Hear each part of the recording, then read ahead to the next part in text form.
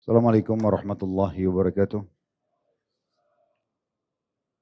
Alhamdulillah, tidak pernah berhenti kita memuji dan memuja Allah dengan penuh keyakinan dalam hati kita sebagai seorang muslim kalau kita sedang berhubungan langsung dengan Sang Pencipta Allah. Berterima kasih atas semua nikmat yang telah diberikan kepada kita dan terutama puncaknya nikmat Islam dan iman yang membuat kita tenang dalam menjalani kehidupan di muka bumi ini karena punya panduan dan tuntunan hidup. Kita tahu mana makanan, minuman, pakaian, pendapatan, pergaulan yang boleh dan tidak boleh. Dan terus saja kita akan menikmati semua nikmat Allah di dunia ini, plus juga akan diberikan balasan puncaknya di surga kelak abadi. Kepemilikan yang selamanya, karena Allah selalu mengikuti surga, kata-kata surga dalam Al-Quran dengan khalidina fiha.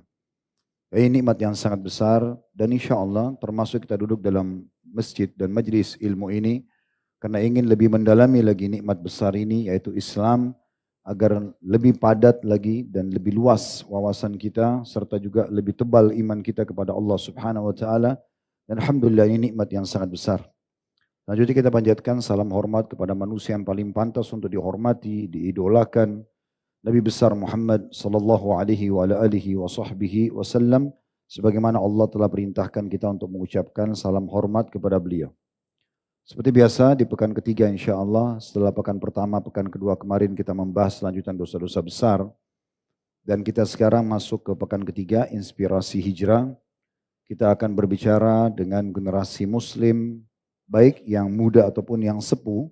Tergantung kelowongan waktu teman-teman yang kita undang. Baik dikenal di publik ataupun tidak.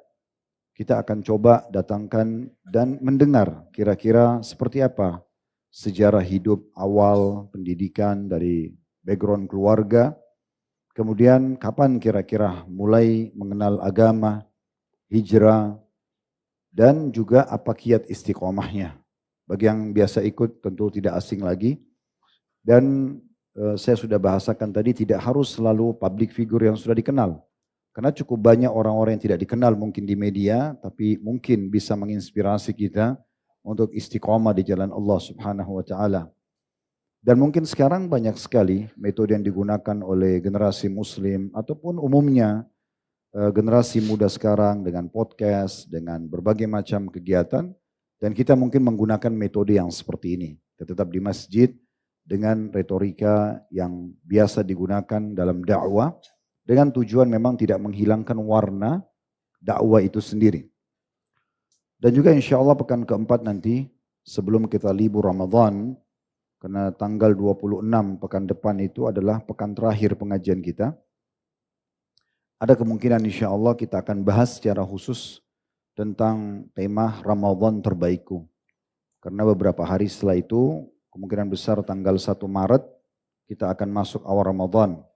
Dengan harapan kita lebih termotivasi lagi untuk menyambut Ramadan dan mengisi dengan hal-hal yang lebih bermanfaat daripada tahun-tahun yang sebelumnya.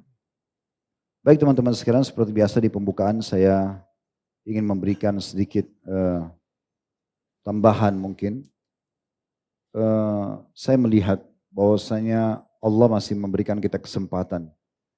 Kesempatan ini teman-teman kalau dalam ibadah tidak bisa terulang. Jadi jangan disia-siakan satu detik pun dari umur kita kalau seandainya kita masih diberikan kesempatan. Karena kematian itu ibarat seperti kita tidur. Setiap malam antum kalau tidur, tiba-tiba tutup mata lalu hilang, sudah tidak sadarkan diri. Kita berada di alam mana kita sudah tidak tahu. Karena memang di dalam sebuah hadis dijelaskan kata Nabi SAW, orang kalau meninggal itu ruhnya akan keluar. Tapi bukan keluar seperti dicabutnya pada saat mereka meninggal dunia. Kalau Allah Azza wa Jal masih mengizinkan ruhnya kembali, maka dilanjutkan hidupnya. Tapi kalau Allah Azza wa Jal menahan ruh itu, maka wafatlah dia. Seperti kita pada saat tidur di setiap harinya, begitulah kalau kita meninggal. Seketika. Tiba-tiba ruh malaikat sudah datang, hitungan detik mencabut ruh kita, dan selesai semua urusan kita dengan dunia ini. Di saat itu muncullah penyesalan yang luar biasa. Baru kita menyadari semua secara mendalam, ternyata sudah tidak ada peluang untuk memperbaiki dan menambah amal saleh. Memperbaiki dalam arti kata kelalaian, sholat asal-asalan, baca Quran asal-asalan, majelis ilmu kapan mau, itu semua akan disesali. Karena peluangnya ada, tapi kita sudahlah nanti aja. Perbaiki nggak bisa, menambah juga lebih-lebih nggak bisa. Belum lagi kita akan dihantui tanda kutip dengan dosa-dosa yang di depan mata pasti terlihat semua jenis hukumannya. Dan itu bisa saja menimpa kita. Orang bisa saja lolos dari siksa api neraka di hari kiamat karena masih ada timbangan amal dan masih ada syafaat. Tapi orang tidak bisa lolos dari siksa kubur. Makanya Utsman bin Affan radhiyallahu anhu mengatakan pada saat lihat kuburan dan beliau menangis. Beliau mengatakan sungguh ini adalah awal kehidupan akhirat. Yang selamat di sini selamat di sana. Yang celaka di sini bisa celaka di sana. Artinya teman-teman sekalian mungkin tidak asing dengan kita hadis Nabi SAW yang melewati 2 kuburan. Lalu beliau mengatakan sungguh 2 penghuni kuburan ini. Dan itu yang beliau bahas adalah umat beliau. Dari kalangan muslimin yang hidup di masa Nabi SAW beriman lalu meninggal. Kata Nabi SAW 2 penghuni kuburan ini sedang disiksa dengan hal-hal yang tidak dianggap besar oleh sebagian orang. Tapi dia bagian daripada dosa besar. Yang satu tidak cebok pada saat kencing. Yang satu suka adu domba. Ini siksa kubur. Sebenarnya kedua orang ini belum tentu masuk neraka. Karena nanti di timbangan amal bisa saja ada yang bantu dia. Ada yang berikan syafaat. Allah maafkan. Karena semua pelaku dosa dalam keyakinan ahli sunnah wal jamaah di bawah naungan Allah subhanahu wa ta'ala. Kalau Allah mau Allah maafkan, kalau Allah mau Allah siksa. Berarti masih ada kemungkinan dimaafkan tidak masuk ke neraka. Tapi kalau siksa kubur tidak seperti itu. Maka teman-teman jangan tunggu nanti tiba-tiba malaikat datang mencabut roh kita baru kita menyesal. Mumpung ada kesempatan. Puncak daripada ibadah justru di masa muda seperti antum ini. Jangan tunggu nanti sudah bungkuk, rabun matanya, sudah segala macam penyakit ada baru mau datang ke masjid. Mumpung sekarang. Dan kata Nabi SAW, Inna Allah yu'jubu min syabin laisa lahu sabwah. Allah sangat kagum dengan anak muda yang tidak mengikuti hawa nafsunya. Para salafus salih justru mereka gunakan masa muda mereka untuk saling bersaing dalam ibadah. Bagaimana menambah hafalan Al-Quran, bagaimana menghafal doa-doa, bagaimana memperbanyak zikir, bagaimana memperbanyak ilmu. Dan akhirnya mereka panen di masa tuanya, mereka menjadi ulama-ulama besar yang dinukil ilmu-ilmu mereka. Sampai sudah meninggal pun dinukil ilmu-ilmunya. Nah seperti itulah. Jadi maksimalkan waktu. Mudah-mudahan ini nasihat buat diri saya dulu baru teman-teman sekalian. Dan insya Allah hari ini kita sudah ada tamu seperti biasanya. Kita akan kenal lebih jauh beliau. Dari nama mungkin tidak asing tentunya, tapi tidak apa-apa beliau akan kenalkan diri. Mungkin masih ada ikhwah akhwat yang belum kenal antum gitu ya. Seperti biasa mungkin dari nama, background keluarga, background pendidikan. Nah, setelah itu baru kita masuk ke poin tentang masalah kapan antum hijrah, mulai hijrah mengenal kajian-kajian lebih dekat dengan agama. Dan terakhir nanti kita tutup dengan bagaimana kiat antum melakukan setelah hijrah bisa istiqomah. Fadal, mungkin teman-teman mau kenal antum dulu. Ya, bismillah. Assalamualaikum warahmatullahi wabarakatuh. Waalaikumsalam warahmatullahi wabarakatuh. Alhamdulillah wassalatu wassalamu ala rasulillah mabad. Tentunya mungkin saya ingin mendoakan guru saya gitu kan, Al-Ustaz Khalid Bersalamah. Semoga Allah jaga beliau. Semoga Allah berkahi ilmu beliau dan lain sebagainya. Terima kasih Ustaz atas kesempatannya. Mudah-mudahan di sini ceritanya bukan maksud menggurui kali Ustaz ya, tapi lebih kepada sharing kira-kira apa yang saya jalankan dari mungkin kecil apa segala macamnya sampai detik ini gitu ya. Memang saya pribadi lahir dari keluarga ibu ini bankir lah Ustaz. Jadi di Bank Indonesia saat itu ya. Kalau dari bapak mungkin dari ya ada beberapa keluarga dari bapak tuh kepolisian lah.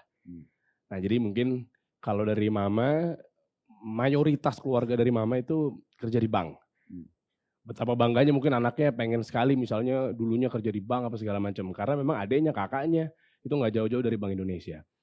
Kalau bapak gitu ya, adiknya nenek apa segala macamnya dari kepolisi. Makanya om juga rata-rata polisi. Dulu ada KAI, kita manggilnya KAI kalau orang Kalimantan, papa kan Samarinda. Jadi KAI Hamaminata dulu mantan Kapolda Metro Jaya. Nah itu di era Pak Harto ya saat itu. Gitu ya. Nah artinya ya kita keluarga dari ya kalau dibilang mungkin berada ya sederhana lah, ada lah saat itu. Nah tapi menariknya adalah dengan konsep atau program inspirasi hijrah ini Ustadz. Memang di hidup saya sebenarnya nggak lewat dari 2 perkara riba. Yang pertama dari keluarga memang memiliki hutang luar biasa gitu ya dari rumah, mobil dan lain sebagainya sampai lenyap begitu saja, sampai saya pun juga merasakan hal yang sama, memiliki hutang yang luar biasa. Nah, tapi nanti kita bahas lebih lanjut.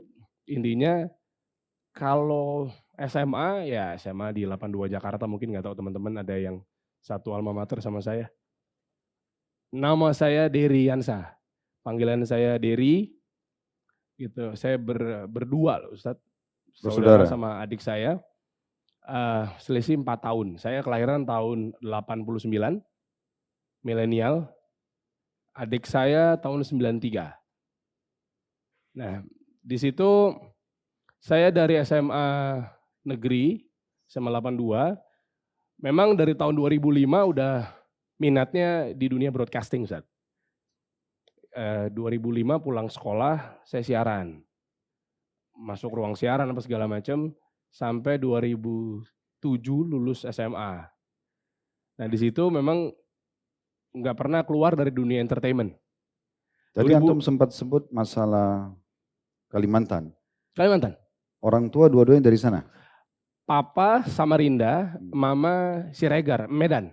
Antum sendiri lahirnya? Jakarta. Di Jakarta. Berarti beliau-beliau sudah pindah di Jakarta? Udah, bahkan Mama tuh udah di Jakarta, lahir pun juga di Jakarta. Oh iya. Jadi kayaknya bahasa Medan atau Batak juga kita nggak paham gitu. Kalau Papa memang kuliahnya di Jakarta, lahirnya di Kalimantan. Oke, secara pendidikan dulu arahnya orang tua arahkan kemana? Ke jurusan apa? Ya, memang waktu itu 2 ya, nggak jauh-jauh atau mungkin 3 lah. Pasti ekonom gitu ya, nggak jauh-jauh dari kalau bisa masuk BI saat itu kan mungkin bukan jatah ya, tapi kalau bisa akan dimudahkan lah kalau keluarga di Bank Indonesia. Papa ya nggak nuntut juga untuk jadi polisi sih enggak, tapi ada cenderung juga ke sana sama ya dokter yang standarnya saat itu gitu ya. Tapi memang saya nggak ada di pengen keminatan itu Ustadz. Jadi nggak pengen ada yang menjadi ekonom atau mungkin apa segala macam gitu ya. Jadi ya memang sukanya di dunia entertainment. Kecenderungan entertainment itu mulai kapan? SMA. Apa sebabnya kira-kira? Karena apa pemicunya? Pemicunya ya ini nggak tahu lah, bisa diambil atau mungkin apa dicontoh apa tidaknya.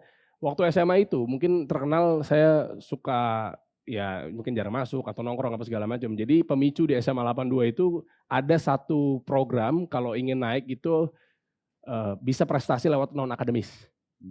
Saya rasa ini kayaknya yang bisa menolong saya untuk naik kelas kayaknya.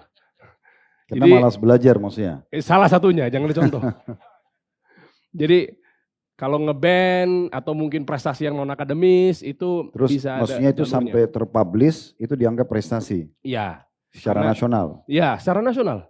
Jadi bukan maksud bangga, tapi saat itu memang hampir selalu juara 1 di bidang band itu saat. Tapi itu mewakili semua kurikulum? Kan di sekolah itu kan banyak kurikulum. Kesenian biasanya.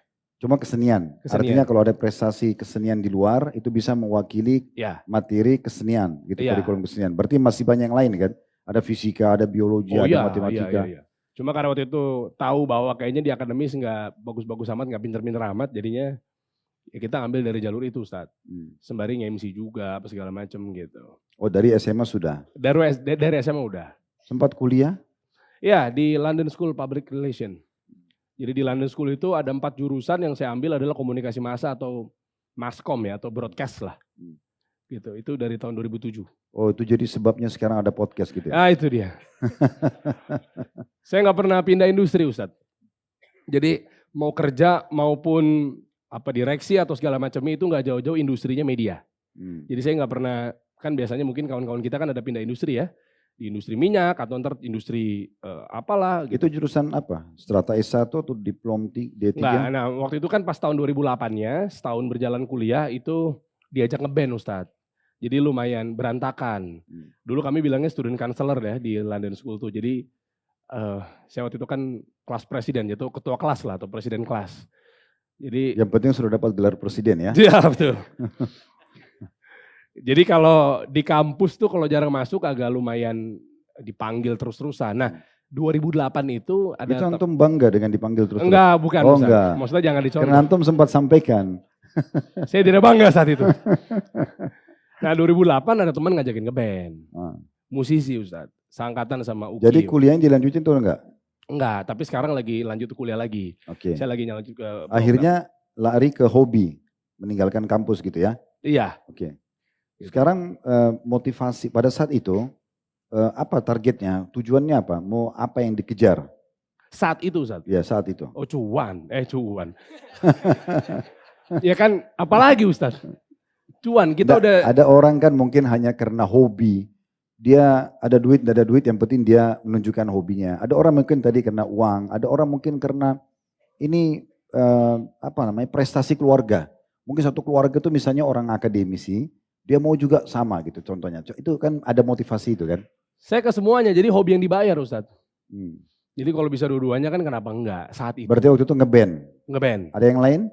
Enggak, ngeband penyiar radio, VJ MTV, seputar dunia showbiz lah. Gitu. Waktu itu masih bujang? Masih. Menikah tahun berapa? 2016. 2016, oke. Ya, jadi, setelah, mulai berjalan terus itu masih waktu kuliah terus sudah mulai kerja masih bergantung sama orang tua atau sudah mandiri? Ya memang masih bergantung sama orang tua karena waktu itu kan nggak dipungkirin kalau di BI itu kan banyak lah ya fasilitas gitu dan lain sebagainya. Jadi bisa dapat pinjaman ini itu dan lain sebagainya gitu. Jadi ya dapat duit sendiri, disupport sama orang tua juga gitu. Jadi dalam cerita yang sempat direkam waktu antum pertama diajak, antum sempat menyebutkan ada masalah utang riba. Seperti apa ceritanya? Jadi di tahun 2006, 2007, jadi masa tadi tuh, jadi belum beranjak dari cerita yang tadi masih sama. Kan 2005, 2006 itu kan saya SMA Ustaz. Jadi mundur dikit dari tahun 2007 ya. Nah 2006, 2007 itu saya tahunya pokoknya beli apa aja bisa. Tapi udah dapat edukasi bahwa kalau di bank waktu itu tempat mama bekerja dapat pinjaman, kemudahan sekian masa tahun sekian itu dapat sekian, boleh ambil, boleh enggak, apa segala macamnya. Nah udah mulai dapat lah, ngerti lah, oh beli mobil, nyicil, leasing gitu. Cuma mungkin belum tahu riba apa segala macam. Belum gonta-ganti inilah, gaya hidup apa segala macam. Nah tapi yang menjadi tanda tanya besar saat itu adalah ketika di tahun 2006-2007, mama tuh merasa atau sama papa juga kita udah nggak punya harta Ustadz. Satu persatu lenyap. Kami 2 rumah jadi satu lepas. Itu udah mulai tanda tanya, ini kenapa ya? Mobil juga tinggal 1. Singkat ceritanya begitulah. Ada kalanya kita saat itu berangkat ke sekolah, pulang sekolah itu 1 mobil. Antar adik dulu di SMP 13 Tirtayasa, baru antar saya ke SMA 82, baru papa ngantar mama ke BI, baru papa kerja di Sudirman. Menara Indofood saat itu. Begitu terus berbulan-bulan. Nah, cuma yang jadi permasalahannya adalah waktu itu yang saya belum tahu, setiap pulang sekolahnya habis jemput adik, jemput mama, baru jemput saya.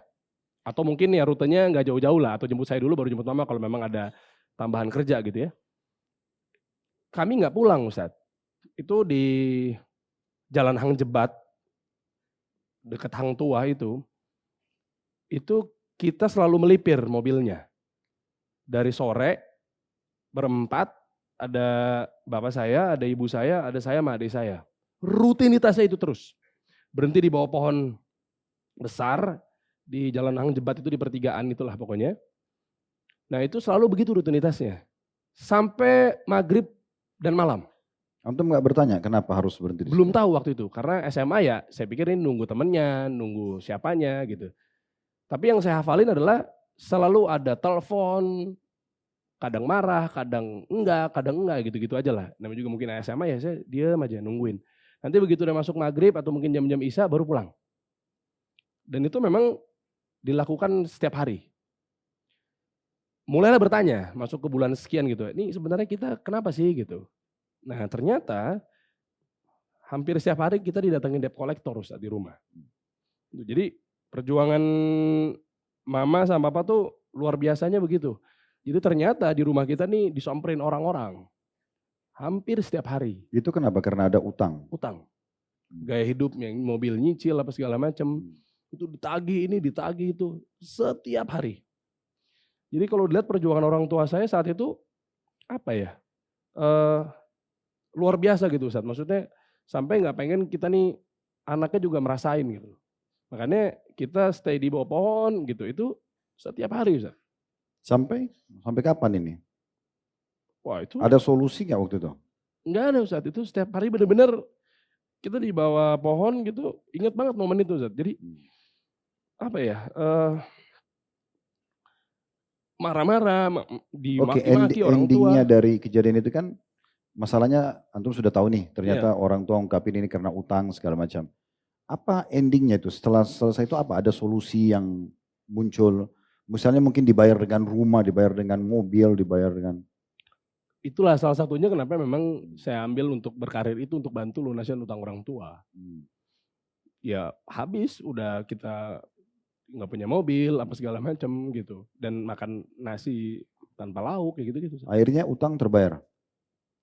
Seingat saya, nih jujur aja, ada terakhir, ini buat ambil pelajaran ya, yang saya juga baru tahu, di awal tahun 2025, ternyata ibu saya masih nyisa satu hutang 7,5 juta. Dan langsung saya bayar cash ya, maksudnya untuk kondisi sekarang kan memang sudah stabil ya, atas izin Allah gitu ya. Itu sisanya, dan parahnya luar biasa, kita sambil gali lubang tutup lubang apa segala macam. Akhirnya terbayarkan gitu ya, dan pelan-pelan ya saya tutupin apa ya, kayak begitu. Di fase mulai dari kecil SD, SMP, SMA tadi, terlepas daripada kejadian utang riba orang tua, ini kedekatan dengan agama sudah ada? Ya memang saya di SMP, tadi kan agak keskip ya Ustadz ya, Afwan, di SMA gitu. Saya dari SD, SMP di Al-Azhar Ustadz. Lalu itu juga memang orang tua udah ngedeketin ke agama. Karena memang salah satu stimulusnya adalah masukin anaknya di sekolah Islam, agama. Sekolah agama gitu. Jadi nggak jauh-jauh amat gitu. Kita tahulah, meskipun waktu itu kan kita belum ngecek ya.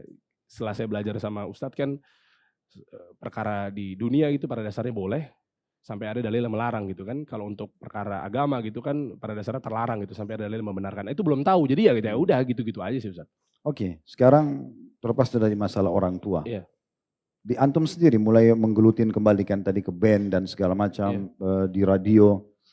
Ini kan semua masih umum ya, apalagi masih ada yang pelanggaran-pelanggaran agama terjadi. Antum kapan mulai memahami, oh kalau ini nggak boleh dalam agama nih? Apa pemicunya sehingga tahu, oh ini nggak boleh. Sekarang sudah nggak ngeband kan? Enggak, udah nggak. Oke.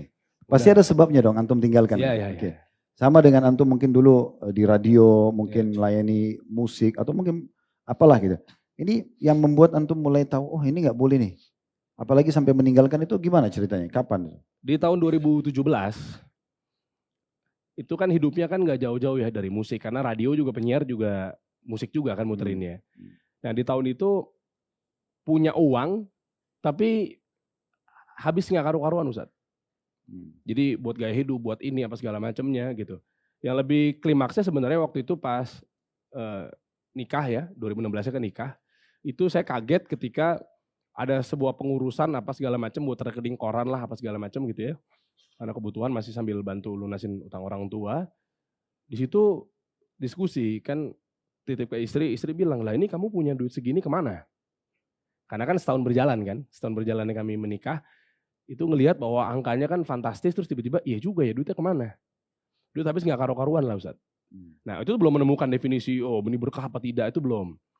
Tapi dirasa bahwa, nah ini jangan-jangan ada sesuatu bahwa, kayaknya pokoknya kehabisan semua. Sampai bayangin Ustaz, 2017 mama kan pensiun dari bank. Nah 2016-2017 punya uang banyak, tapi hampir setiap bulan masih ngutang pinjam sama mama. Nah itu aneh menurut saya. Berarti ada dua hal di situ ya, kalau kita simpulkan dulu di dua poin ini, tentang masalah bahayanya utang riba itu. Umumnya sih ya, terlepas daripada ayah dan ibu beliau tadi mungkin terlilit utang, umumnya yang saya temukan di jemaah-jemaah pengajian, di keluarga, kapan sudah membuka pinjol kalau kita sekarang, ataupun pinjaman di instansi ribawi, hampir sama kasusnya. Akhirnya nggak bisa bayar karena bunganya menumpuk terus, lembaga-lembaga atau individu ini nggak mau tahu apa kita punya uang atau tidak gitu ya. Sehingga akhirnya kita cuma sibuk nutupin bunganya aja terus. Sehingga tidak pernah selesai. Dan memang harapan mereka begitu. Harapan para yang pemilik piutang yang ribawi ini, targetnya supaya jangan antum bayar lunas. Makanya makin boleh diperpanjang, boleh ditambah modal. Bahkan kalau kita lancar pembayarannya, mereka selalu tawarkan lagi. Ambil lagi limit lebih besar. Karena dianggap kita berprestasi dalam berhutang gitu ya. Nah seperti itu. Dan ini bahayanya riba. Makanya Allah SWT mengatakan wa halallahu al-bai'a wa harrama riba. Allah menghalalkan buat kalian, artinya ayo terjun di situ, jual beli, dagang. Ya. Dan Allah mengharamkan riba, utang piutang yang berbunga tadi itu. Karena ujungnya seperti ini. Saya pernah bertemu dengan satu orang jenderal, rahimahullah sudah meninggal, suami istri. Lama saya isi pengajian di rumah beliau gitu. Awalnya bagus-bagus saya lancar. Tiba-tiba pas saya mau isi pengajian di rumah beliau, beliau mengatakan, Ustadz saya akan masuk ke bisnis besar. Dengan ekspor impor ikan dan segala macam lah. Modalnya sekian puluh miliar. Karena dia ajak ngobrol saya sambil kami makan siang di rumah sebelum kajian. Terus saya bilang, dari mana modalnya Pak? Oh saya pinjam dari bank riba gitu. Bank konven dia bilang. Terus saya langsung nyerut, saya mengatakan, Bapak sudah pertimbangkan baik-baik. Artinya riba ini sesuatu yang sangat berat. Satu-satunya dosa yang Allah Subhanahu wa ta'ala tantang dengan peperangan hanya riba. Terus saya sebutkanlah banyak dalil tentang 1 dirham riba daripada 36, lebih berat daripada 36 kali berzina. Levelnya 73 yang paling ringan seperti berzina dengan ibu sendiri. Tapi beliau mengatakan ini interestnya bunganya kecil. Dan saya yakin saya bisa bayar. Berbagai macam argumentasi sudah saya sampaikan, beliau tidak mau terima. Saya ya tetap beliau merasa oke lah saya masih bisa jalani. Sebelum saya beri saya mengatakan Pak saya ingatkan. Ending daripada transaksi riba seperti ini itu pastinya ya itu akan ada hukuman. Ada sesuatu pasti yang membuat antum tidak nyaman. Udah kami berpisah, subhanallah tidak berjalan 1,5 tahun dari yang saya sampaikan. Akhirnya ditipu oleh orang, bangkrut usaha, terlilit utang, harus bayar, plus bunga-bunganya. Sehingga rumah yang dipakai kajian pun harus dijual, banyak aset-aset yang dijual. Dari tadinya orang yang sangat terpandang dan punya banyak harta, akhirnya jadi habis semuanya. Nah, mirip seperti ini. Dan hampir semuanya sama. Kenapa teman-teman kita tidak kembali kepada kapasitas kita saja? Kapasitas kita ini mulut, 1 sendok nasi atau 2 sendok nasi. 3 sendok udah penuh mulut kita, itu kapasitas. Perut kita ini 1 piring nasi, 2 piring nasi sudah kenyang. Badan kita 1-2 lembar baju. Antum pakai 5 baju lembar mandi keringat kalau di Indonesia. Sepatu 1 pasang. Antum punya 2 pasang harus buka dulu pasang pertama baru antum pasang lagi yang kedua kan gitu.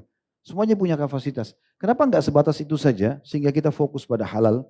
Kalau Allah bukain pintu rezeki ya silahkan. Tapi kalau tidak untuk apa paksakan diri utang riba dan segala macam. Apalagi bukan kebutuhan. Ya. Jadi ini saya mau titik beratkan tadi endingnya itu hampir sama gitu ya. Sama yang kedua tadi yang beliau sampaikan. Sudah bekerja nih, ada income. Tadi bahkan income-nya fantastis gitu kan. Tapi tidak kelihatan. Kenapa? Sumbernya haram. Begitu kalau sumber haram. Sebanyak apapun tidak ada keberkahannya. Berapa banyak orang ikhwah dan akhwat sekalian. Saya depan mata saya. Bekerja gaji cuma 2 juta di bawah UMR. Dia hidup sama istrinya, anaknya 2. Ada mertuanya numpang di rumahnya. Kadang-kadang iparnya datang. Cukup. Bisa hidupin gitu. Saya duduk cukup akhi. Alhamdulillah cukup Ustaz. Kadang-kadang memang kurang tapi umumnya cukup. Ada orang income-nya 100 juta per bulan, sampai bahkan banyak sekali lebih daripada itu, tapi nggak pernah cukup. Ustaz saya nggak tahu uang saya kemana. Mirip jawaban tadi. Hampir sama subhanallah kasusnya. Orang yang masuk ke satu halaqah Quran, dia mau hafal, pasti sama ceritanya itu. Oh iya saya hafal surah ini tapi saya lupa. Cuma sekarang saya mau roja lagi. Sama-sama ujungnya sama. Ujungnya nanti hafal Quran. Dengan suka dukanya ya. Nah ini sama dengan perbuatan dosa itu sama. Jadi tidak akan punya berubah itu. Hanya harus ambil pelajaran. Kalau sudah ada seperti ini jangan diulangi. Kan gitu. Oke, terus selanjutnya nih. Mulai masuk ke masalah gimana nih antum bisa kenal agama lebih dekat gitu kan. Tadi walaupun antum backgroundnya di Al-Azhar. Tapi dari cerita dari antum sampaikan itu tetap ada di band. Kemudian tahu ada ini pekerjaan antum masih belum tahu itu haram misalnya. Ini kan berarti memang dia sebagai status sekolah kan. Iya. Ya, bukan pembentukan karakter. Iya. Ya karena memang kadang-kadang dalam pendidikan teman-teman kita akan temukan ada guru, biasanya ada 2 jenis guru ya. Ada guru pendidik ya. Ada guru yang hanya sekedar status. Kalau pendidik itu dia nggak mau muridnya keluar dari kelas kecuali faham materi. Nggak penting bagi dia gajinya. Nah itu beda. Dia mau jadikan kita sebagai aset amal jariah. Atau pengajar dia datang bicara. Mahasiswinya ngerti atau tidak terserah. Gitu. Nah seperti itulah ya. Nah ini penting. Makanya kalau ada status sekolah Islam pun bukan bicara masalah Al-Azharnya ya. Saya bicara secara umum. Sekolah manapun, kalau kapan mereka tidak menyortir guru-guru sebagai memang pendidik, dia mau mencetak siswa-siswanya sebagai orang-orang yang berprestasi dan akhirnya dia dapat pahala, maka pasti akan ujungnya tidak ada bekasnya. Mau itu pesantren, mau Islamic boarding school, tidak ada efeknya. Ya kan gitu, seperti itulah. Baik, sekarang gimana nih transisinya, antum sudah mulai ke agama kapan, apa pemicunya? Ya, makasih Ustadz. Waktu itu alhamdulillah bersyukurnya Allah kasih fitrah yang luar biasa Ustadz. Jadi ketika kita habis, nggak punya rumah, nggak punya mobil, dalam artian di sini jadi ngontrak pindah-pindah, nggak sanggup bayar, diusir, pindah lagi ke sini, pindah lagi ke situ dan seterusnya gitu ya. Itu fase menahun lah. Nah sampai merasa bahwa kayak kok ini uang habis, nggak jadi apa-apa, nggak punya rumah, nggak punya mobil. Itu udah merasakan di titik yang kayak begitu. Selama bertahun-tahun. Nah di situ fitrahnya adalah berarti ada sesuatu atau turning point ya. Nah mulailah tanya-tanya orang apa segala macamnya, ketemulah satu narasi yaitu, bro jangan-jangan harta yang lu milikin lu dan keluarga ini nggak berkah. Sesimpel itu aja dulu Ustadz. Teman yang ngomong? Teman. Oke. Baru berpikir, oh ya keberkahan, maksudnya gimana harta berkah apa segala macam, jangan-jangan memang begini kayak menguap gitu Ustadz. Nah di satu momen bahwa oh coba deh tanya sini, tanya sana dan lain sebagainya. Nah itulah memang di tahun 2017, jujur nggak maksud karena memang depan saya ada Ustadz Khalid Bersalamah gitu ya, hayakallah Ustadz, yaitu ketemu satu postingan mengenai harta yang berkah di YouTube. Ya jujur dari postingan Ustadz Khalid. Nah akhirnya saya coba nonton, waktu itu kan fenomenal di tahun itu kan kita belajar dari banyak informasi edukatif itu kan dari YouTube ya. Iya betul. Nah akhirnya saya cek harta berkah tuh gimana, udah mulai masuk tapi belum tahu riba banget ya. Oh ternyata begini, itu bisa mempengaruhi. Saya juga nemu video beliau terkait jangan-jangan mungkin Allah nggak cepat atau nggak kontan menjawab doa-doa kita itu karena memang dosa-dosa kita. Menarik gini. Nah singkat cerita ya saya cari tahu waktu itu zaman sosial media, oh ternyata beliau atau Ustadz Khalid, antum Ustadz itu aktif setiap hari Rabu, kitab dosa-dosa besar atau Al-Kabair di tahun 2017. Nah itu rutin lah saya duduk, nah ini menjadi saksi juga nih, mungkin ada kawan-kawan yang pernah membersamai saya gitu ya, di saf paling depan, ada bareng sama Mas Ondri juga dan lain sebagainya gitu kan, rutin datang dari jam 5 karena memang full banget kan waktu itu kan. Itu sampai akhirnya memberanikan juga cabut atau resign dari radio di tahun 2017. Setelah ikut kajian? Setelah ikut kajian dan tahu dalil tentang haramnya musik. Jadi pemicu hadir di kajian karena dengar ceramah dulu, ada potongan yang tidak ceramah, potongan tidak sengaja didengar. Iya. Sebentar, sebelum jauh, saya nggak janjian ya. Iya. Saya nggak tahu loh ini kalau dia dengar. Pernah beliau panggil saya ke podcastnya, tapi tidak pernah ada pembicaraan kalau awal hijrahnya itu dengar ceramah saya. Jangan antum pikir, oh ini Ustadz Khalid undang yang dengar ceramah. Enggak, ini di rumah Allah, alhamdulillah kita tidak ada tujuan itu ya. Mayoritas yang kita undang di sini kemudian menyebutkan, oh saya pernah dengar ceramah Ustadz, bukan karena saya suruh ya. Kami ketemu tadi azan maghrib. Iya betul. Saya cuma menyampaikan garis besarnya seperti apa isi inspirasi hijrah itu ya. Tapi di sini kita bisa ambil pelajaran juga teman-teman dari apa yang beliau sampaikan. Butuh kepekaan ya. Kadang-kadang Allah Subhanahu wa taala datangkan ujian kepada kita kayak tadi. Uang itu kok kemana saja nggak tahu. Terus tiba-tiba ada temannya bilang, coba cek dulu keberkahan. Lalu kemudian mulai, oh iya ya, nah itu penting itu ya. Kadang-kadang Allah Subhanahu wa taala menyampaikan kepada kita sebuah pesan dari kekeliruan kita melalui lisan orang lain. Kadang-kadang bahkan dari anak kecil, kan gitu.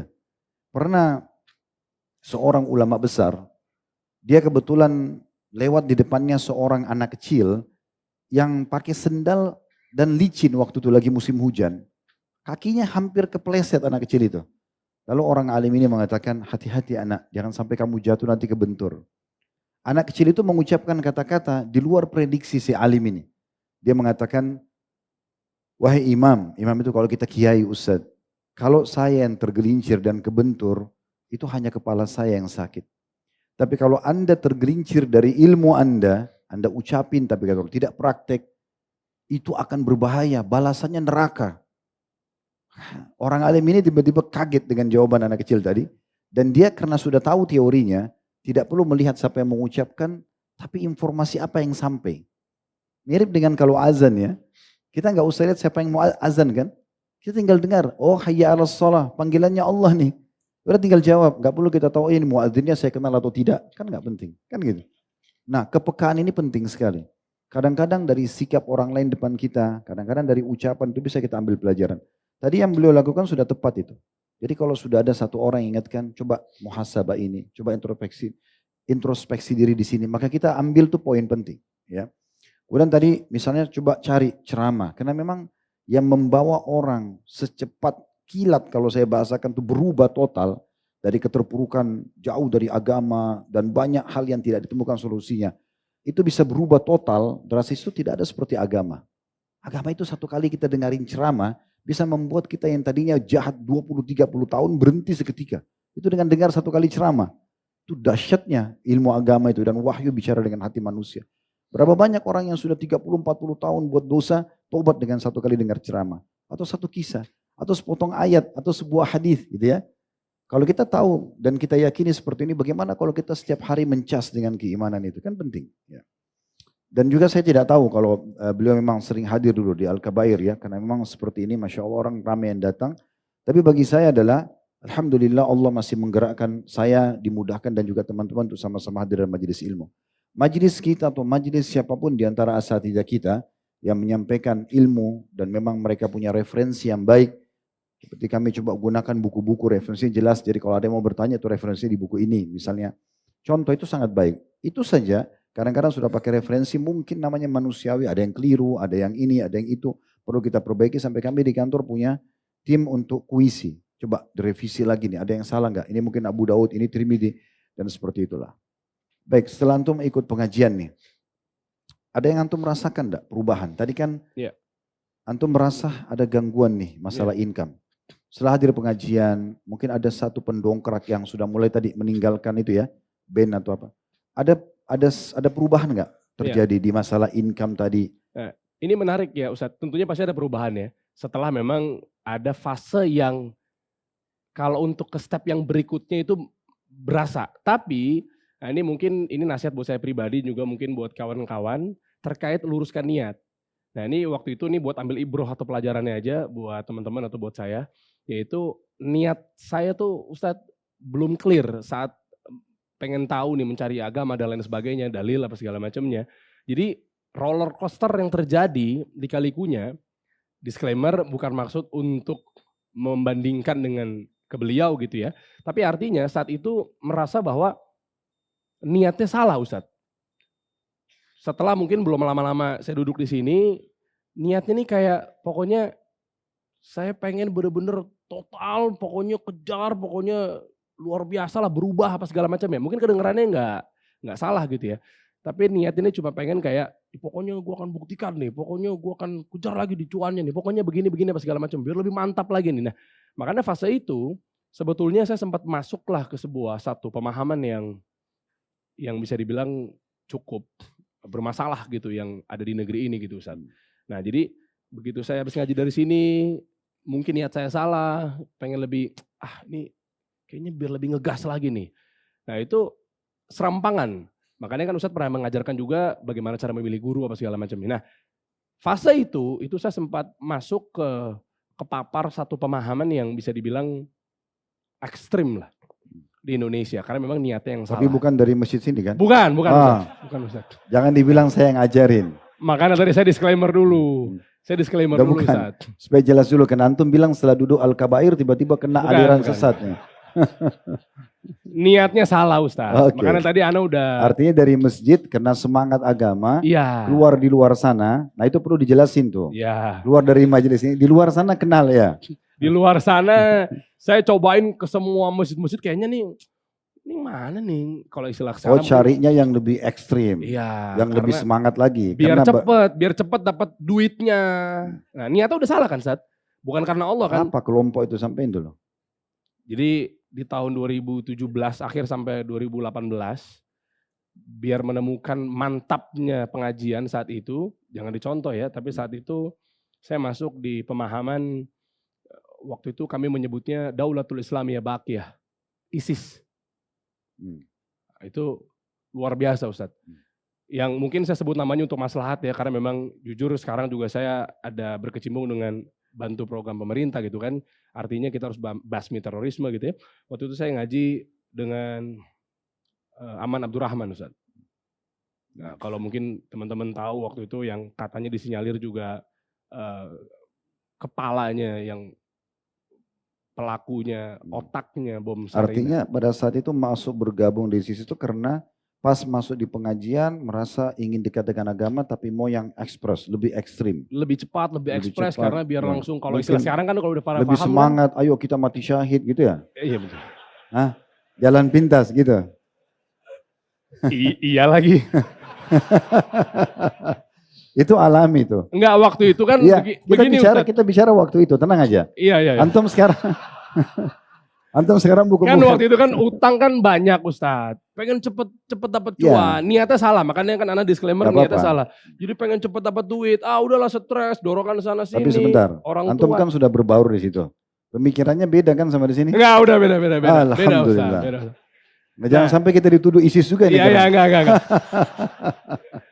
Nah, waktu itu kan memang ya kalau bisa cepet mati syahid nih. Karena kan beban Ustadz. Jadi boleh bom diri gitu, bom diri. Ya pengantin kan kita sebut dulu. Antum enggak pernah coba itu, belum? Enggak pernah.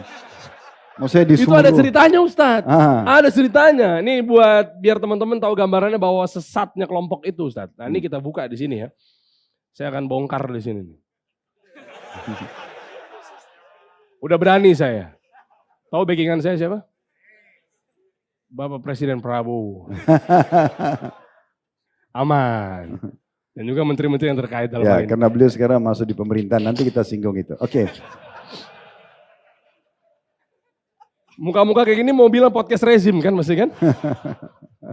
Gini Ustadz, saya berani lah. Jadi gini, di tahun itu kan memang semangatnya, mungkin niatnya juga salah apa segala macamnya, taunya pengen cepat, kalau bisa mati syahid karena beban sana sini, generasi sandwich, udah biayain mau istri lahiran, orang tua juga, orang tuanya mungkin gak salah tapi memang keadaannya kan kayak. Mungkin mau nambah istri juga gitu ya?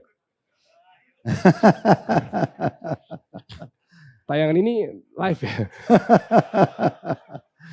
Oke. Karena ngikutin jejak Ustadz. Jadi gini.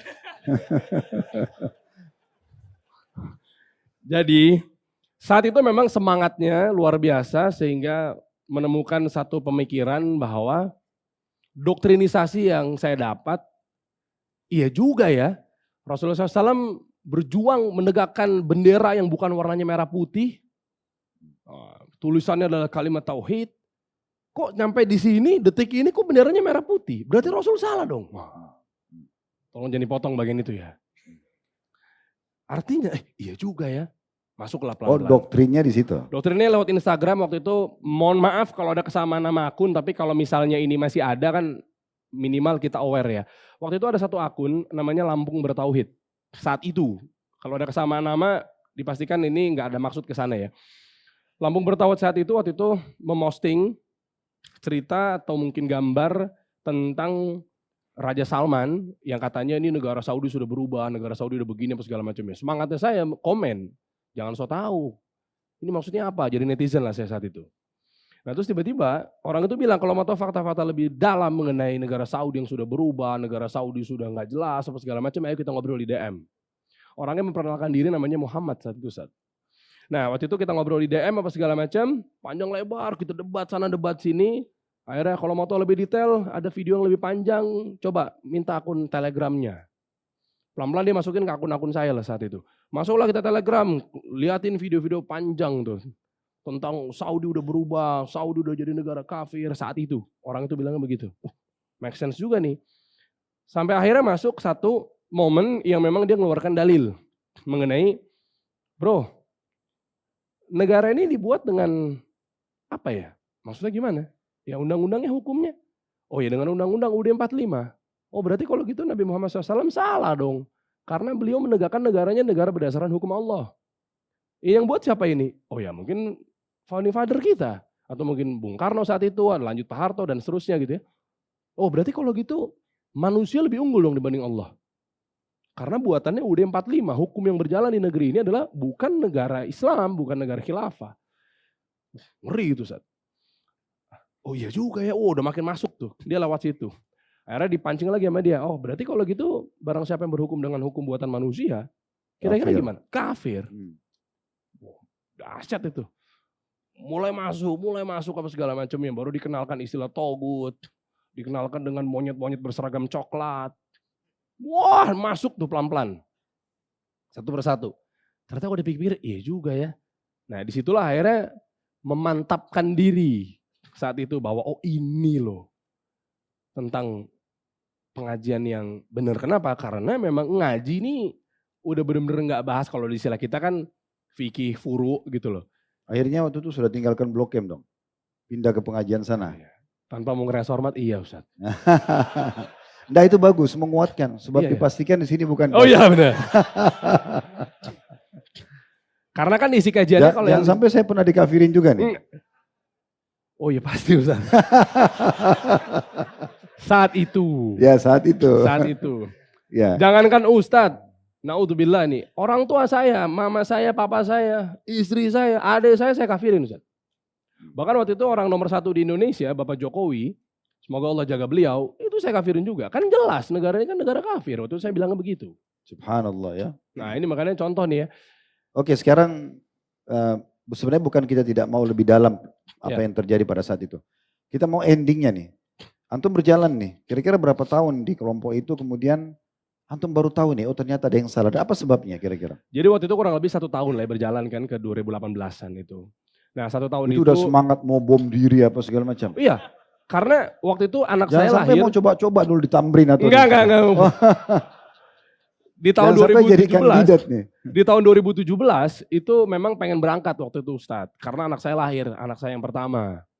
Gitu kan, King Zubair Abdillah ini lahir, habis itu saya melihat bahwa anak saya masih merah dan udah niat ingin berangkat ke Damaskus, ke Suriah karena benteng terakhirnya umat muslim di sana katanya kan. Oh, cepat banget. Oh, ngebut. Masih lama itu. Waktu itu Ustaz. Ya bukan, hidup live sekarang aja. Iya. Itu next itu. Iya. Allah alam kita masih hidup atau tidak. Ada lagi Ustaz, pasukan panji-panji hitam atau pasukan itu berangkat dari timur. Sudah muncul gitu ya. Abu Bakar al-Baghdadi waktu itu Syekh Abu Bakar al-Baghdadi nunjuk ke arah Irak. Begitu-begitu Ustaz. Gak dibilang kalau ada itu tempat tanduknya setan. Kayak begitu-begitu Ustaz. Karena kan waktu itu kan ngajinya kan kalau di luar kan Abu Bakar al-Baghdadi, kalau di dalam kan Aman Abdurrahman. Oke, terus gimana nih antum tinggalin gimana ceritanya? Waktu itu ngelihat ada satu postingan cuplikan yang bernama Ustadz Abdurrahman Ayub rahimahullah, semoga Allah merahmati beliau. Saya kenal beliau. Ya. Itu berbicara di media-media televisi terkait ada satu kelompok ya waktu itu JI ya. Ya karena beliau sempat gabung di sana Jamiah Islamiyah gitu ya. Menjadi panglima dan seterusnya gitu kan. Nah ini menarik nih. Ada satu video, ya pasti tentunya atas izin Allah gitu ya kan. Masuk lewat beranda, dikirimkan satu video itu cuplikannya. Kita tonton lah Ustadz. Nah ternyata ceritanya malah ngebongkar siapa itu nama-nama yang pernah saya ngaji di dalamnya. Karena waktu itu ngajinya lewat Telegram Ustadz, karena kan ngumpet-ngumpet.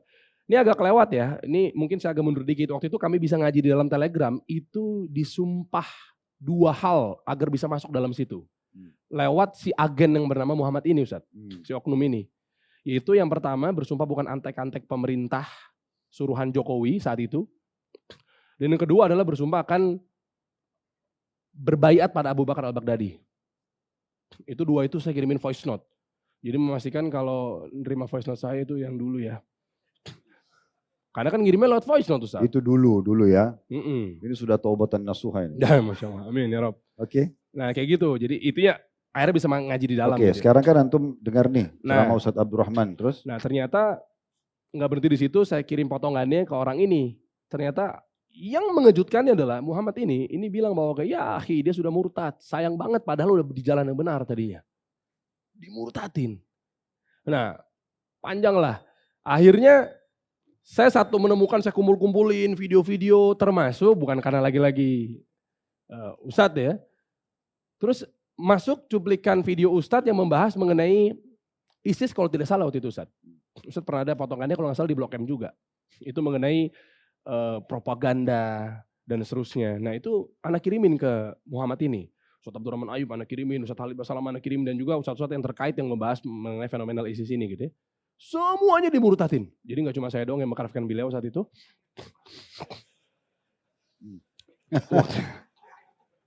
Semuanya. Saya udah maafin kok. Masya Allah yabarifik. Allah yabarifik. Ya, artinya begitu. Nah, lalu pas saya kumpulin. Jadi poin ini yang membuat antum menyadari kalau ISIS itu tidak benar. Sampai pemerintah pun memang akhirnya memerangi gitu kan. Itu karena adanya cuplikan Ustaz Abdurrahman rahimahullah gitu ya. Ya. Terus kemudian antum pada saat dengar ceramah itu sudah mulai tersentuh. Sudah mulai tersentuh. Mulai bimbang atau memang meninggalkan? Iya, bimbang dan sedikit lagi meninggalkan karena saya kumpulin ada beberapa ustadz-ustadz, ada beberapa pemerintah juga berbicara, BNPT juga berbicara. Itu terkait simpel adalah gimana ceritanya negara-negara kafir kalau ternyata rukun Islam berjalan jelas pasti di negeri ini. Dari mulai syahadat, KTP kita nggak dibatasi kok, ada tulisan Islam di situ boleh. Kalau memang negara-negara kafir mungkin agamanya Islam udah nggak bisa ditulis di situ. Dan rukun Islam yang lainnya, sholat misalnya.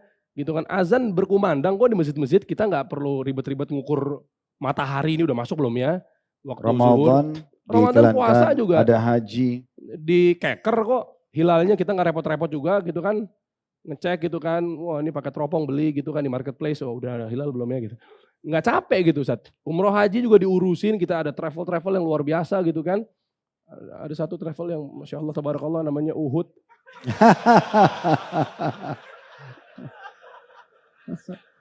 Karena saya takut kalau ngomong kasih umroh juga kayaknya bukan kapasitasnya. Bukan saya yang suruh ya. Oke, kita break dulu untuk sholat sebentar. Kita break sholat, kita kembali sama ISIS-nya dia. Oke. Subhanakallah bihamdika asyhadu an la ilaha illa anta astaghfiruka wa atubu ilaik. Wassalamualaikum warahmatullahi wabarakatuh. Oke, assalamualaikum warahmatullahi wabarakatuh. Alhamdulillah wassalatu wassalamu ala Rasulillah. Sebelum kita lanjutkan pembicaraan kita sama hadirin insyaAllah, kita akan mendengarkan saudari kita mau syahadat. Ada yang mau masuk Islam insyaAllah. Di musola atau tempat sholatnya akhwat, silakan mic-nya dikasih kepada ukhti yang mau masuk Islam. Bismillah, siap. Sudah siap? Bisa disebutin namanya? Siapa namanya? Ya? Ya Ustadz, perkenalkan nama saya Nimade Sekar Putri Kartika. Ya, dari agama apa sebelumnya? Dari Hindu Ustadz. Dari Hindu. Iya. Bisa diceritakan kenapa mau masuk Islam? Sebenarnya saya dari kecil juga lingkungannya sekolah juga di daerah yang lebih banyak Islam Ustadz. Jadi udah lumayan familiar dengan Islam. Kemudian ada satu titik pada saat itu orang tua teman saya haji dan saya menitipkan suatu doa yang Masya Allah dikabulkan dalam waktu yang dekat. Kemudian di akhir tahun kemarin itu lumayan banyak tekanan dari pekerjaan dan itu membuat saya sedikit kehilangan arah. Kemudian ada di dalam diri saya itu dorongan untuk mencoba melakukan sholat. Cuma saya nggak tahu Ustadz itu benar apa enggak saya lakukan itu. Saya mencoba untuk sholat dan di situ saya berdoa apabila ini memang jalan saya minta tolong untuk dipermudah. Dan dalam seminggu saya sudah bisa melakukan sholat itu Ustadz. Asalnya dari Bali? Asal dari Lampung Ustadz. Oh dari Lampung. Iya. Baik, berarti kita sudah dengar nama dan tahu juga apa pemicunya. Berarti masuk Islam ini bukan karena paksaan ya? Bukan Ustadz. Karena tadinya ada lingkungan mayoritas muslim dan pernah titipin doa kepada seorang orang tua sahabat yang mau haji dan ternyata dirasakan ada efek dari doa itu ya? Betul Ustadz. Kemudian juga tadi ada menghadapi masalah-masalah yang sangat berat di pekerjaan. Kemudian walaupun belum masuk Islam tapi sempat mengerjakan sholat dan berdoa tapi ternyata ada efek dari doa itu, begitu ya? Betul Ustadz, membawa saya untuk menjadi orang yang lebih tenang dan damai Ustadz. Berarti sudah sempat belajar sholat sebelumnya? Sudah Ustadz. Oke.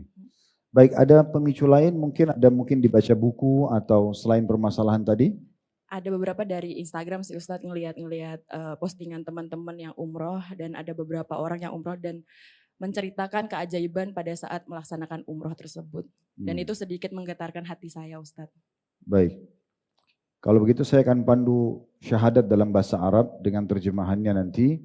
Dan setelah itu insya Allah Anda akan terhitung sebagai seorang muslimah. Siap, bisa? Insya Allah baik. Bisa Ustadz. Saya akan pandu sekarang ya. Asyhadu Asyhadu Allah ilaha illallah illallah wa asyhadu wa asyhadu anna anna Muhammadan Muhammadan abduhu abduhu wa rasuluh. wa rasulullah. Saya bersaksi Saya bersaksi bahwasanya bahwasanya tiada Tuhan tiada Tuhan yang berhak disembah yang berhak disembah kecuali Allah, kecuali Allah, dan saya bersaksi dan saya bersaksi bahwasanya bahwasanya Muhammad Muhammad adalah hamba adalah hamba juga utusannya. juga utusannya. Alhamdulillah. Alhamdulillah, terima kasih Ya. Ustaz. Sama-sama. Selamat bergabung di dalam agama Islam ini. Semua yang ada di sekitar ukhti kita, saudari kita ini, di tempat sholatnya akhwat itu adalah saudari Anda. Bisa Anda minta tolong untuk lebih jauh mengenal agama Islam. Dan kami pun di kantor ada Mu'allaf Care. Dan kami punya kelas yang nanti bisa dipandu oleh teman-teman tim Yayasan Sedekah Kreatif setelah taklim nanti untuk diberikan bingkisan, biasanya akan berikan bingkisan buku dan juga akan diberikan jadwalnya, begitu ya. Ya, karena untuk sementara kami belum bisa memandukan tentang masalah agama Islam ini karena itu butuh waktu, jadi bisa belajar step by step nanti insya Allah. Sekarang kita lanjutkan dulu acara kita ini. Baik, bagi akhwat di belakang bisa mengucapkan selamat nanti setelah kajian kepada ukhti kita dan juga bisa dimotivasi karena ini bagian daripada hal yang dianjurkan oleh para ulama, para muallaf itu kita lunakkan hati mereka dengan justru kita tunjukkan bentuk kasih sayang agama Islam kepada mereka. Baik, kita kembali lagi nih ke ISIS nih. Belum selesai. Ya, Masa itu. Siap, Ustaz. Kembali tadi ke masalah dengar ceramah. Sebenarnya yang beliau sebutkan tadi nama Ustaz Abdurrahman Ayub itu sahabat saya, rahimahullah. Satu waktu pernah kami hadiri, pengalaman saya pribadi, pernah hadir daurah para asatidzah di Malang. Waktu itu beberapa syekh datang dari Saudi. Pas mau balik dari Malang ke Surabaya, itu saya satu mobil sama beliau. Kebetulan saya rental mobil, beliau bilang, Ustaz bisa saya ikut gak? Oh boleh, silakan. Karena kebetulan beliau juga mau take off dari Surabaya ke Jakarta. Dari situ baru saya kenal tuh.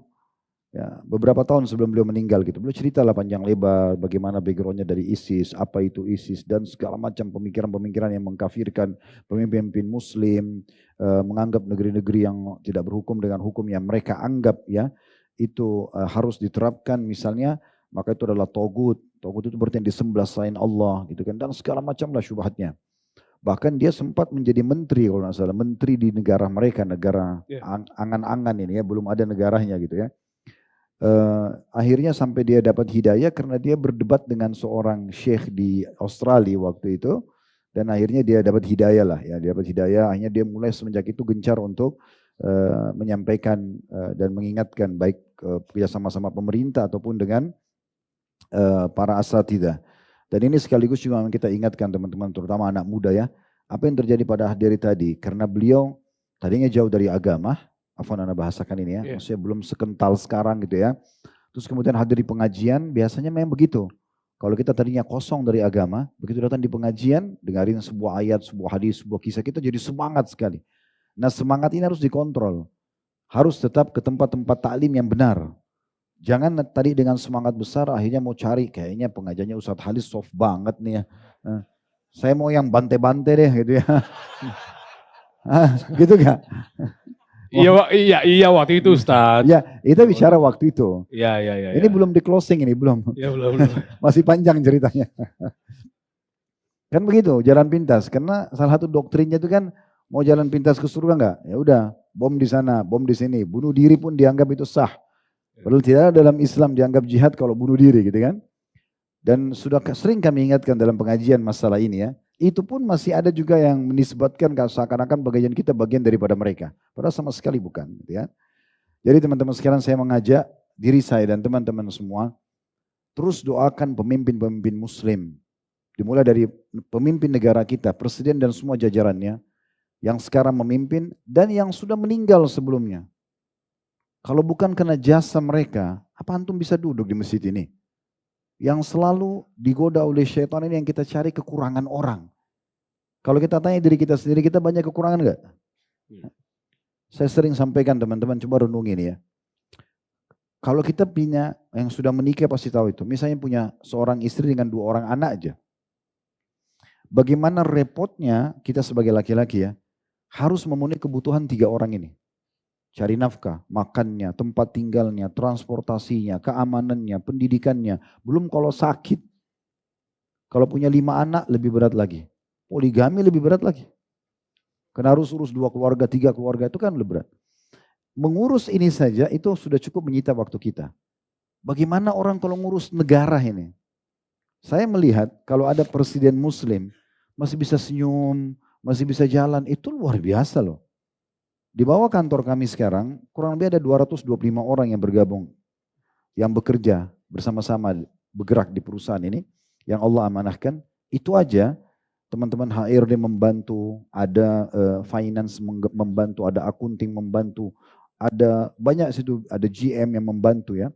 Di setiap divisi juga ada manajernya sendiri. Itu aja masih banyak problem. Dengan lingkup tempat kami cuma 5 ruko saja.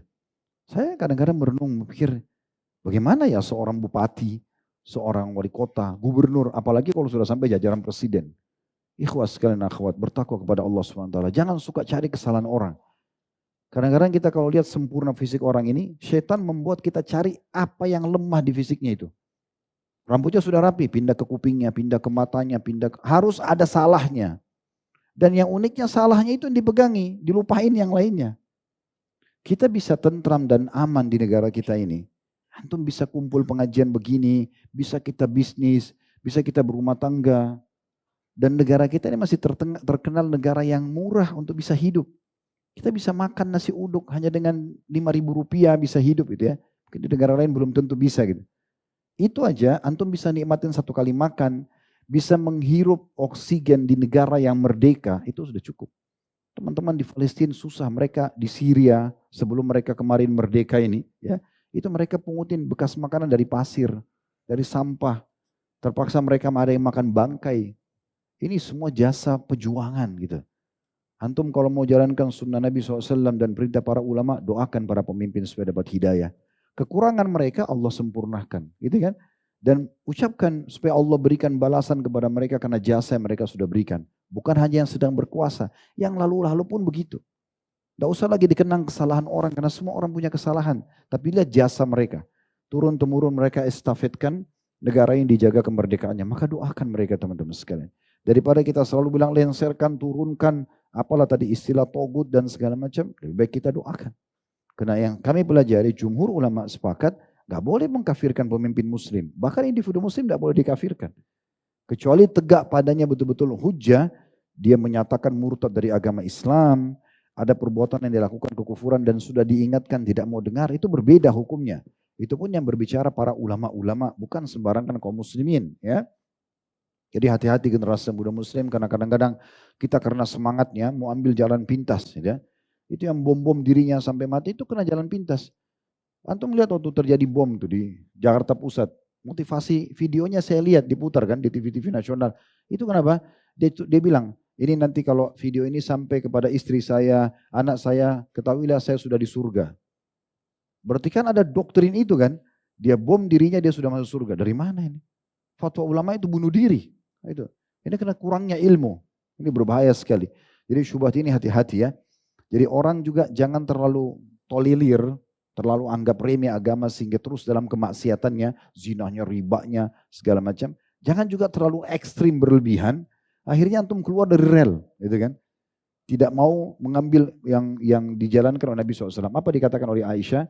Kalau Nabi SAW diberikan 2 pilihan hukum, maka beliau pilih yang paling mudah di antara keduanya. Bukan memudah-mudahkan, supaya jiwa itu terbiasa dulu, baru. Kalau antum baru mau sholat malam, langsung baca Al-Baqarah, pastikan 10 tahun lagi antum tidak akan sholat. Karena berat gitu kan. Mulai sama inna atayna wal asr gak apa-apa. Mulai 2 rakaat dulu. Biasakan seminggu, sebulan. Udah biasa tambah 2 rakaat sampai nanti sempurna. Memang sudah begitu. Al-Quran turun 23 tahun baru sempurna 30 juz. Kenapa? Kenapa bertahap? Kenapa enggak Allah turunkan 1 kali 30 juz, hafal semua, terapkan? Karena manusia enggak bisa. Enggak bisa seperti itu. Kita enggak bisa. Kenapa materi ceramah itu harus dicicil? Hari ini bahas ini, nanti minggu depan bahas itu. Kenapa memang harus begitu? Ibnu Umar mengatakan Nabi SAW dulu di masa kami sama beliau mengatur jedah mengajar kami. Bukan setiap hari Nabi selalu rongrong 24 jam ingat neraka terus. Enggak. Ingat surga terus. Nabi SAW berikan kesempatan manusia untuk merenungi, untuk memperbaiki, menata. Ada orang yang pindah dari transisi satu ibadah ke ibadah yang lebih baik, itu langsung spontan dia bisa. Ada orang yang butuh tahap. Ada orang yang buat dosa, bisa langsung taubat. Ada orang yang butuh tahap dia untuk meninggalkannya. Itu semua warid atau ada dalam dalil. Seperti pengharaman khamr ya. Karena sahabat sudah terbiasa minum khamr dulu sebelum Islam, prosesnya itu ada. Masih dilarang dulu sholat sementara mabuk. Lalu dihapus, kemudian turunlah baru mengharamkannya setelah sekian lama. Pengharaman khamr itu di fase Madinah. Jadi fase Mekah, fase awal-awal Madinah itu semua masih orang minum khamr. Gitu kan? Yang meminumnya gitu ya. Seperti itulah. Allahu a'lam. Baik, kita kembali ke antum lagi. Akhirnya, afwan tadi sedikit panjang kita ambil waktu. Karena saya melihat generasi muda ini perlu diingatkan ya.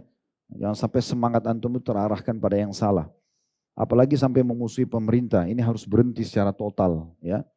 Ingat kita lebih baik doakan dan ingat sabda Nabi SAW, taati dan ya patuhlah pada pemimpin kalian walaupun punggung kalian dipukul, harta kalian diambil. Maksudnya ini sampai pada tingkat dukung mereka, berikan mereka doa yang baik dan seterusnya.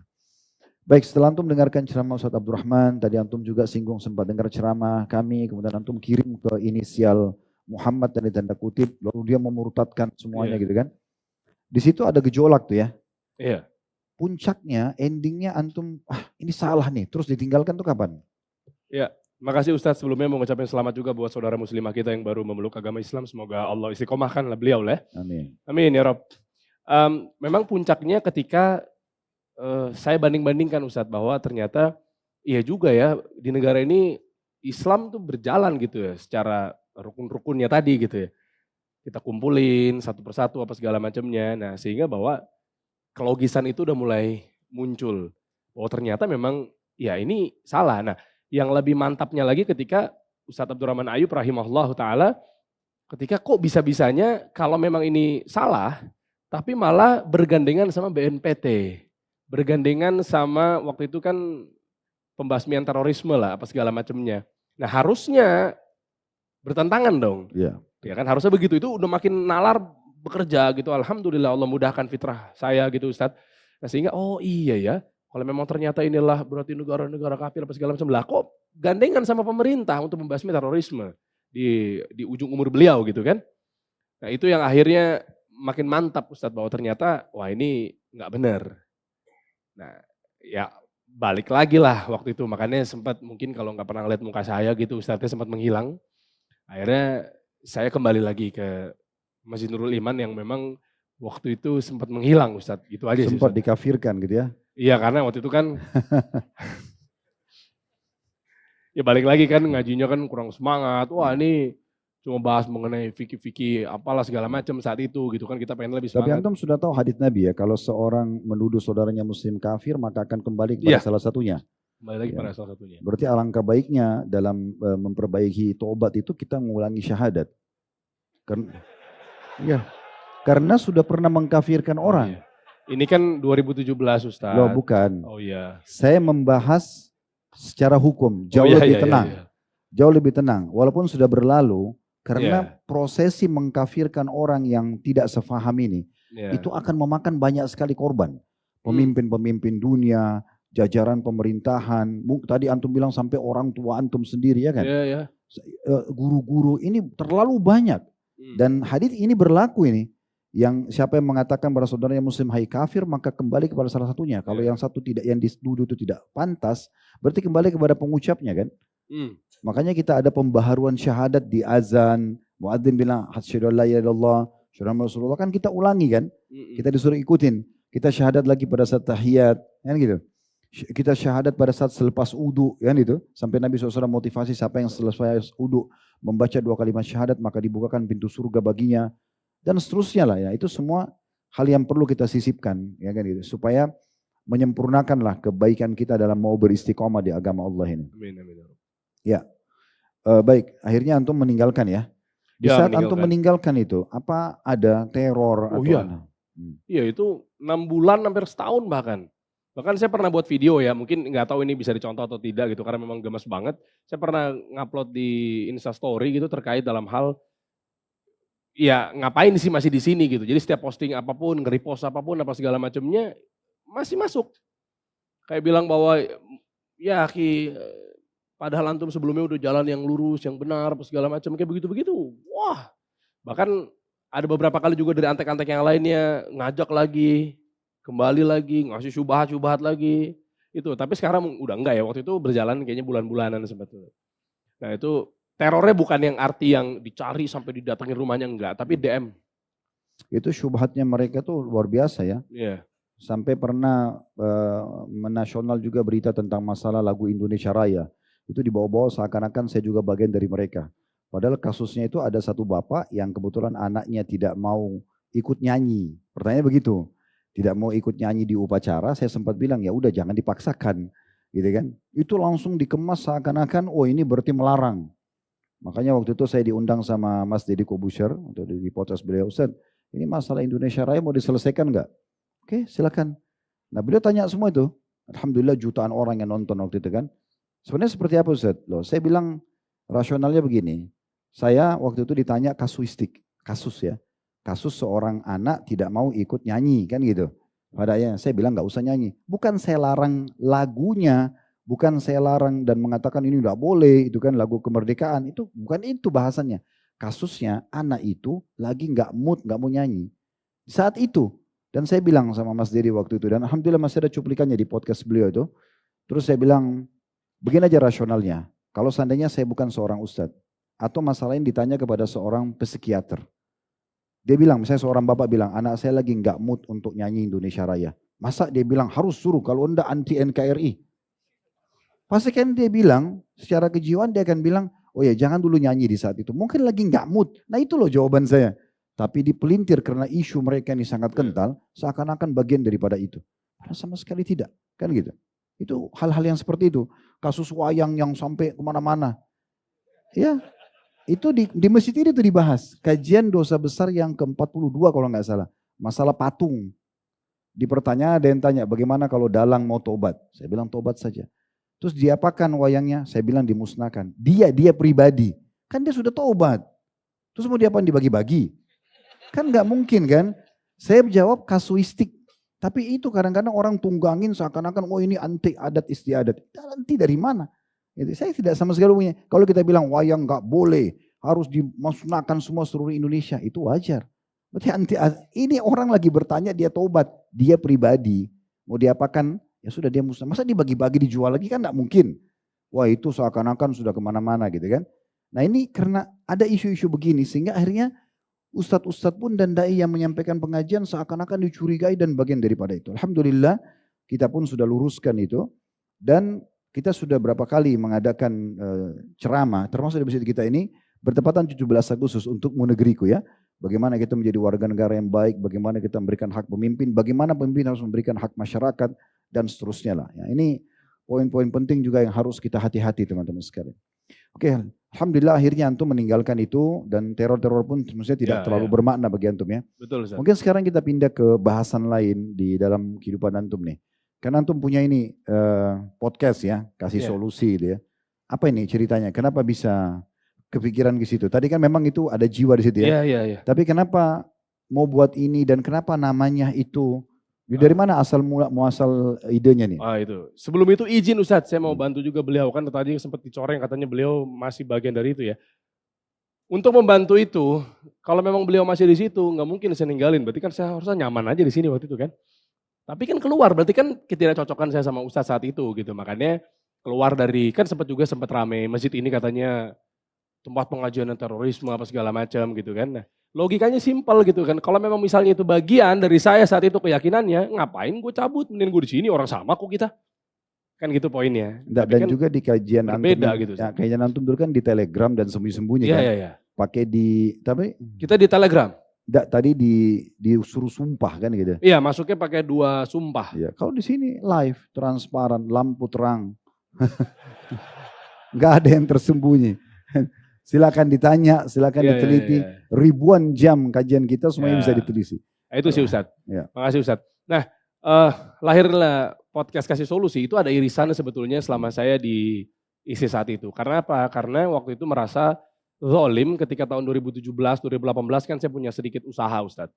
Itu ada martabak, nah Ondri tahu lah waktu itu kan, kita bikin sate taichan apa segala macamnya. Ini ada kaitannya dengan rasa ingin membalikkan keadaannya ketika waktu itu kan saya bilang bahwa ngapain kita ngejar dunia, saya mau berangkat ke sana. Saya pecat-pecatin waktu itu karyawannya, ini ada irisannya.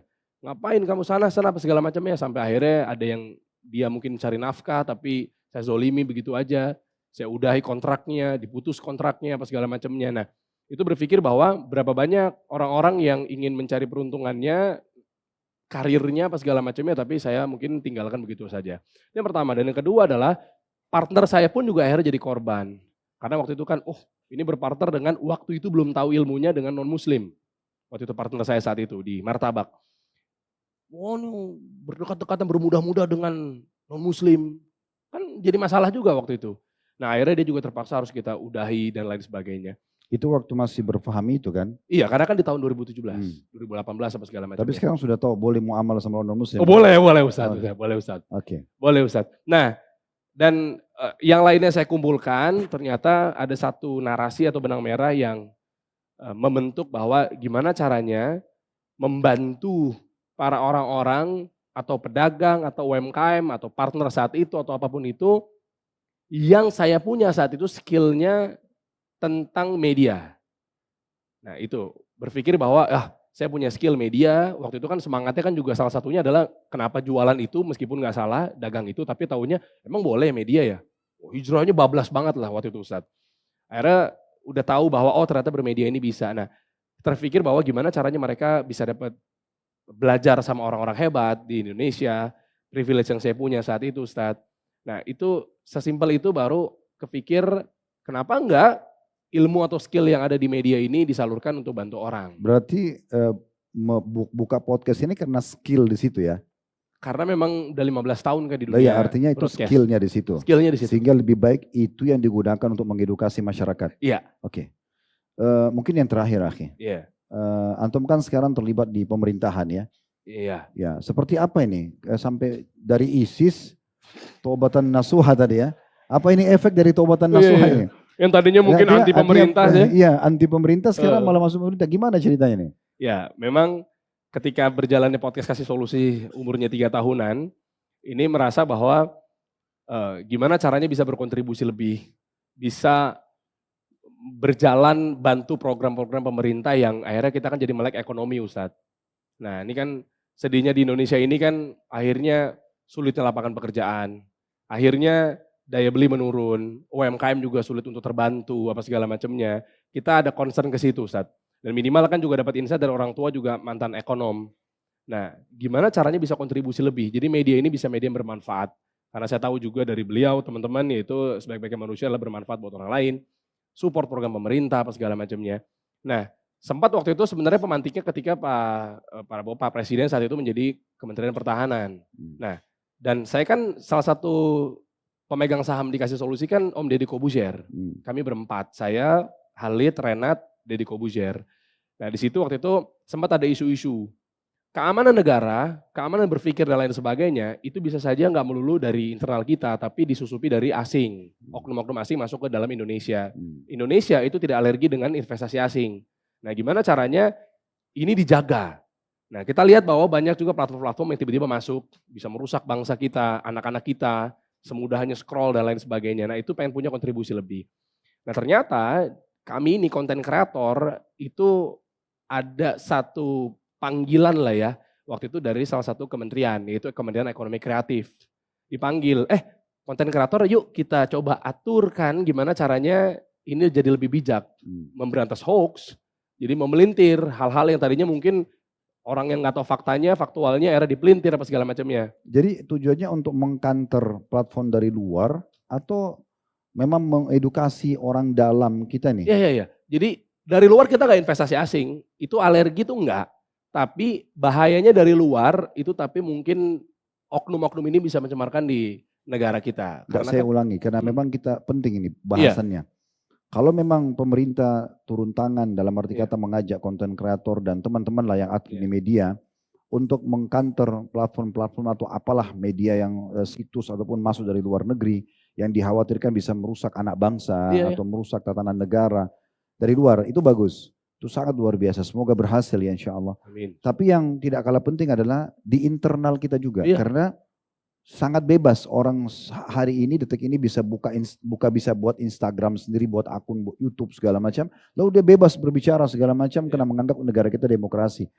Nah permasalahannya di sini ini juga harus ada kontrolnya nih. Jadi jangan sampai orang semaunya sendiri mencaci maki pemerintah atau mengadu domba masyarakat atau antara suku atau dia berbicara menghina agama lain. Iya. Itu kan tidak asing tuh sekarang. Banyak agama Islam dicoreng, membawa agamanya dia. Ini kan semua bertolak belakang dengan Pancasila yang ada gitu. Nah itu bagiannya itu Ustadz memang. Nah itu oke. Kalau itu ada bagus Ada. sekali. Kita berikan dukungan tentunya. Waduh, nah itu dia makanya kan memang di program beliau di pemerintah kita gitu kan, di presiden kita kan memang di pasal nomor 2-nya kan di Asas Cita itu kan gimana caranya kita mempertahankan ketahanan negara plus memajukan kemandirian bangsa, menegakkan lewat ekonomi kreatif, ekonomi hijau, ekonomi biru, itu kan ada semua. Nah makanya itu bahkan menjadi prioritas. Nah makanya masuk ke lewat konten kreator. Pak Presiden kita juga menghimbau gimana caranya jurnalisme berkualitas, memberantas hoax, memelintir dan lain sebagainya itu kita coba benahin. Ya kan betapa banyak juga di kementerian terkait yang lainnya gitu, di Komdiji gitu kan ada pemalsuan data pribadi. Yang kayak gitu-gitu kan juga dijagain banget Ustadz. Nah makanya saya terpanggil gimana caranya, oh iya ya, nggak cuma ngejar cuma misalnya cuan apa segala macam, tapi media ini bisa bermanfaat untuk membantu para konten kreator atau mungkin pengusaha-pengusaha yang akhirnya juga kena sama oknum-oknum buzzer. Nah itu akhirnya. Makanya di Kementerian Ekonomi Kreatif yang saya juga bantu, Bang Menteri Teguh Rifki dan juga Mbak Wamen Airin Umar, itu punya program di 17 sampai 20 subsektornya, salah satunya dan memang konten kreator, graphic designer, video editor, apa segala macamnya ada di situ. Bahkan ada afiliator. Nah makanya kan belakangan ini kalau teman-teman sadar kita juga lagi push. Nah keresahan-keresahan ini terjadi juga terpanggil gara-gara kita juga edukasi Ustadz terkait bagaimana cara bangun brand. Tapi nyatanya ketika kita keliling Indonesia, itu banyak seller atau penjual itu pusing gimana cara masarinnya. Nah sementara suatu sisi ada orang yang pusing juga sebaliknya, bikin produk yang oke seperti apa, taunya cuma masarin doang. Nah inilah makanya kenapa fenomena terjadi ada yang namanya afiliator, mengafiliasikan, atau makelar. Ini lagi kita push. Jangan-jangan mungkin Pak Presiden, Pak Prabowo itu pengen gimana caranya ini, ayo dong yuk konten kreator ini biar bantu kontribusi untuk ekonomi tumbuh. Apa sih bonusnya ekonomi tumbuh? Kan pertumbuhan 8% gitu merata, kita bisa membuka lapangan banyak pekerjaan. Di sini pemerintah hadir Iya. mendukung konten kreator ini untuk masing-masing bebas mengembangkan skillnya atau memang ada dibuat satu channel edukasi resmi punya pemerintah sehingga itu mungkin menjadi induknya atau seperti apa nih? Pertanyaannya bagus. Jadi memang salah satu mungkin kalau masukan kayaknya kesannya merasa pintar. Tapi memang iya ide lah dari saya atau kawan-kawan. Di Korea Selatan kenapa mungkin konten kreatornya rapi apa segala macam. Karena memang dibangunin di bawah Menteri Pemuda Budaya. Gitu kan namanya KFCC atau KOCCA apa segala macamnya itu di bawah. Jadi konten kreator resmi di bawah naungan pemerintah. Sebagaimana kan peraturan yang pertama di tahun 89 kan Kadin juga resmi dari pemerintah. Nah kita ada upaya pengen saya pribadi lah ya.